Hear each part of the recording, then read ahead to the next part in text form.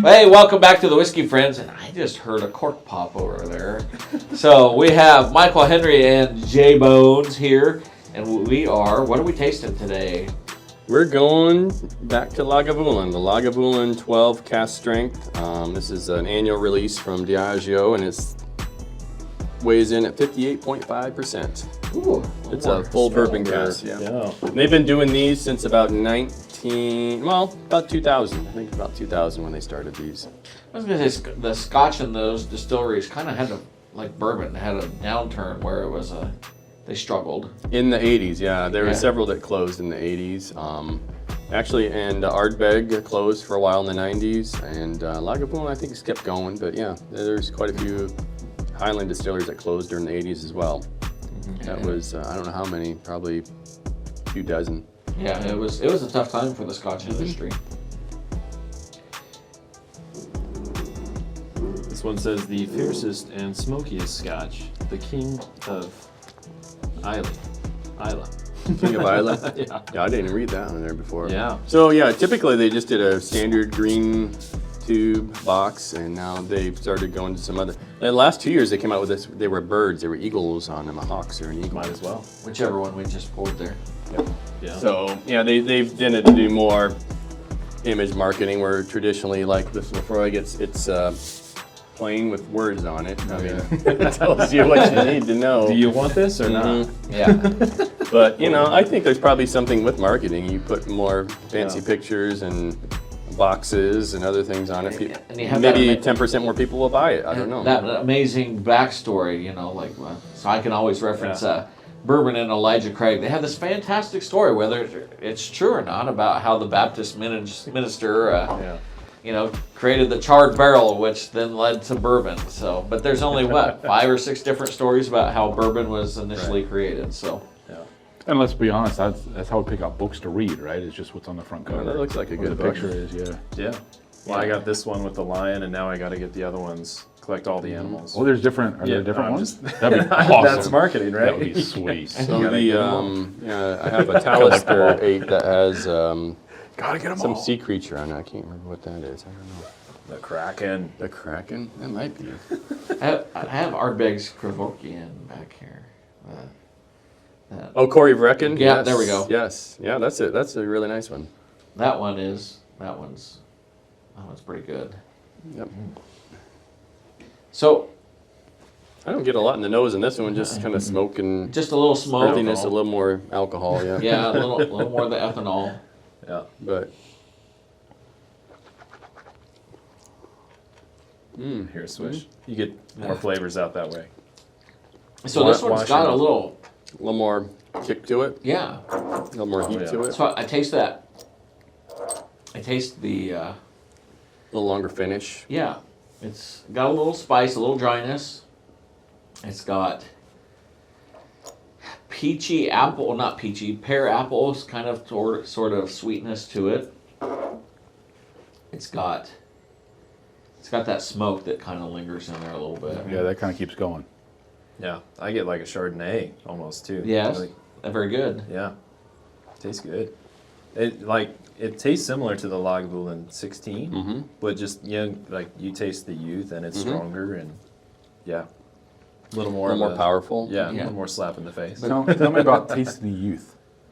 What does that just mean? Younger, like heat. Sometimes you get a little more alcohol. It hasn't sat in the barrel to mellow out quite as long, so it has a little more punch to it. It has a little more tanginess. Is that what makes bourbon have the bigger kick to it? Really?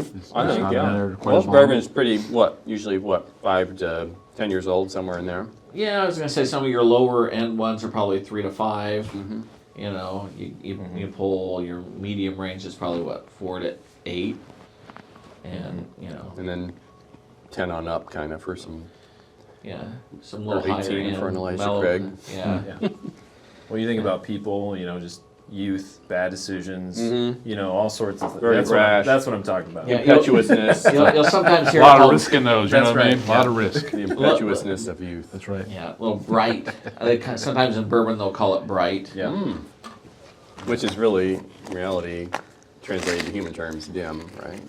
Yeah, well, depends upon which side of the light switch you're on.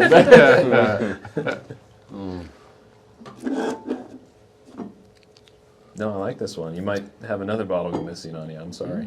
Just, you bring all the good stuff. Really, it's for the picture. Yeah. I want the Fiery line. Lions, yeah. Yeah, they came out with a 26-year-old as well for Lagavulin, which is aged in sherry this year with a special release, and that one Easy to clocks find. in at like, what's that? Easy to find. Not easy to find, Yeah, but yeah. it's like, I think $2,500 what they're asking Sure. for it. Why not? What But- else are you going to spend money on? Yeah, Yeah. dirt. Yeah.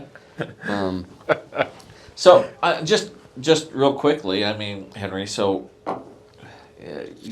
what brought you to Scotch? I mean, you're kind of in this group of friends and our bourbon group of friends. You're kind of known as our Scotch guy? guy. Yeah. It was some folks from the wine club in Oskaloosa here that introduced me to it probably 10 years ago. So that's where it came from. There's a small group of folks, probably most of them in their 70s now. Some like Single Malt Scotch too. They brought it out one evening after a wine club, and first one I tried was the Lafroig 10 actually. So, which is probably one of the most insulting Scotches you can try. And you went back. I was for more? pleasantly insulted by it. I didn't really care for it at first, but it intrigued me, and I went back to try more. Yeah. So Kind since of, then, ooh, I hate this. I want more. yeah, a little bit. Yeah. A little bit like that. That hurt, but So, but yeah. But I've always liked things. I mean, that were challenge my palate. Things that I challenge what I think is good or not good in taste. You know, my dad had pickled herring when I was growing up, and I tried that, and you know, and things like that. That was like initially off-putting, but then you're like, that is kind of interesting. Or blue cheese, or Stilton, or you know, any of those other kinds of things that.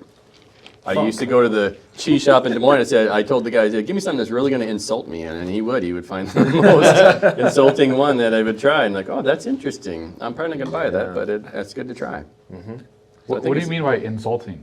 It slaps you in the face or punches you in the nose, that kind of insulting. Something you've never had or And then thought about says, here, trying. you'll like like this. Think about Slap. the first man that tried milk. That kind Okay. of thing. And he didn't die. And he didn't. Hey, He was a little different. yeah. Eggs? Yeah, you got all kinds of weird stuff. Yeah. Right. So for our listeners again, so what did we just have? Lagavulin 12, special release 2021, cask strength at 58.3%. 58.5, yep. So it was a little more burny, but Mhm, a little you know bit to it really didn't drink Very its pleasant. punch though. I mean Yeah. it's pretty easy. Fair I amount of thought. character in there too, yep. The finish was strong. It's still going on, even after I've had few sips of water. And You can still feel it. yeah, you can still feel it. It's good. Yeah. It's good. Yep. Good. All right. So we're gonna get towards the end of these streams or set of podcasts. So what's our one for the next time here? That would be the Mr. counterpart to the Lagavulin 12, 2 miles down the coast of Islay, Lafroig. This is Lafroig 10 Cask Strength. This is from, this is batch 11. I think they're up to maybe 14 now. And from March 2019, I think it says. So 58.6%, which is a 1/10% difference. Get in there. So we're Let's gonna see get if we can taste it. We're gonna get a little Good burn ride. on this one too, aren't we? So that's all right because that was pretty easy actually. All right. Well, for Michael, Henry, and J Bones, I'm Ken, and this was the Whiskey Friends. So